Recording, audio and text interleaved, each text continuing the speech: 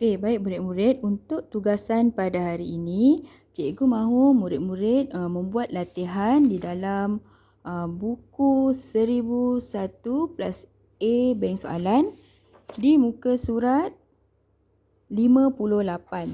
Okey, murid-murid buka buku latihan ni di muka surat 58. Okey, kita buat latihan yang A. Okey, sumber tenaga elektrik. Okey, soalannya, lengkapkan peta buih di bawah mengenai langkah keselamatan dan penjimatan elektrik. Okey, tadi sebelum ni cikgu dah terangkan bagaimana langkah keselamatan, langkah keselamatan dan langkah penjimatan elektrik. Okey, dia minta dua. Langkah keselamatan dan langkah penjimatan. Okey, jadi murid-murid boleh tulis di dalam peta buih ni. Okey, cikgu bagi dua contoh ya. Okey, langkah keselamatan dulu. Okey, langkah keselamatan. Okey, untuk langkah keselamatan, murid-murid boleh lihat buku teks, boleh rujuk buku teks tadi. Okey, langkah keselamatan.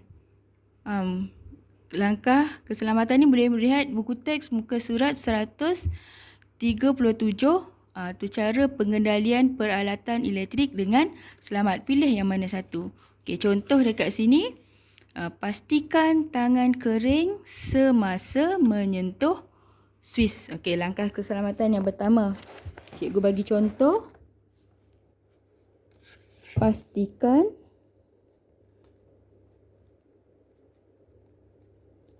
tangan kering sebelum menyentuh suis. Okey, ini adalah contoh keselamatan. Okey, contoh penjimatan. Okey, contoh penjimatan murid-murid juga boleh rujuk dalam buku teks. Okey, contoh kita ambil di sini. Tutup suis lampu semasa tidur. Okey. Boleh tulis di bawah ni. Tutup suis lampu semasa tidur. Okey, yang lain-lain ni cikgu nak murid-murid buat sendiri. Yang ni, yang lagi tiga ni murid-murid boleh buat sendiri. Boleh rujuk dalam buku teks.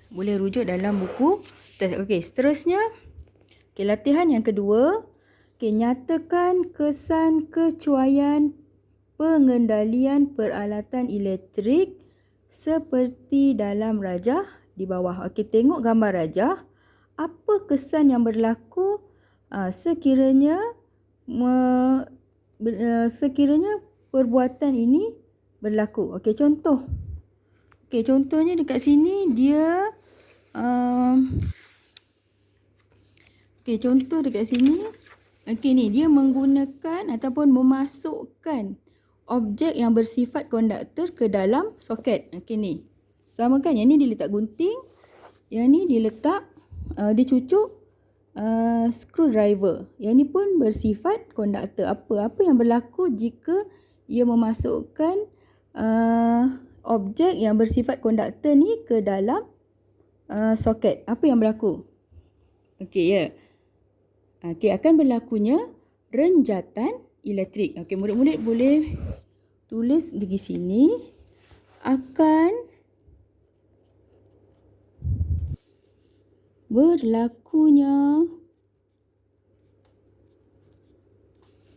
renjatan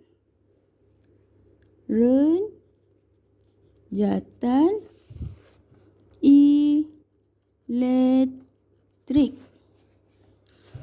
Akan berlakunya renjatan elektrik jika kita memasukkan memasukkan objek, jika kita memasukkan objek yang bersifat konduktor. Ya. Okey, cikgu bagi satu contoh. Okey, dekat sini kesannya akan berlakunya renjatan elektrik jika kita memasukkan objek yang bersifat konduktor. Okey, tengok pula gambar yang kedua. Okey, yang tu adalah wayar yang hampir putus. Okey, apa yang berlaku jika kita menggunakan peralatan elektrik jika wayarnya hampir putus? Okey, kita tengok di sini. Okey, yang ni ya. Okey, akan berlakunya litar pintas. Okey, murid-murid boleh tulis di sini. Akan berlakunya litar pintas jika kita menggunakan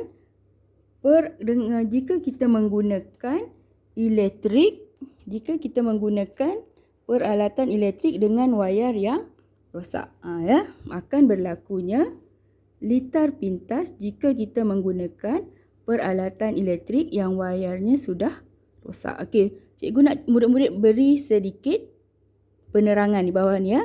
Okey. Okey, seterusnya. Okey, ini menyentuh suis dengan tangan yang basah. Menyambung terlalu banyak soket dalam satu plug. Okey, dan yang terakhir adalah tidak mengendalikan peralatan elektrik dengan betul. Okey, cikgu nak murid-murid berikan kesan dan sedikit penerangan pada jawapan tersebut. Okey. Cikgu harap murid-murid boleh faham dengan penerangan yang cikgu telah berikan. Okey, ini saja untuk hari ini. Okey.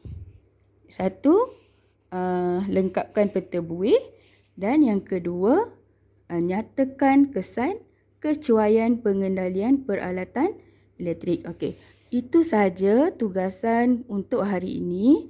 Cikgu harap semua murid dapat menjawab ataupun membuat latihan yang cikgu berikan pada hari ini. Okey, itu saja untuk hari ini. Jika ada salah dan silap, cikgu mohon maaf. Jika ada sebarang masalah, murid-murid boleh terus berhubung dengan cikgu. Okey, itu saja untuk hari ini. Sekian, terima kasih. Assalamualaikum warahmatullahi wabarakatuh.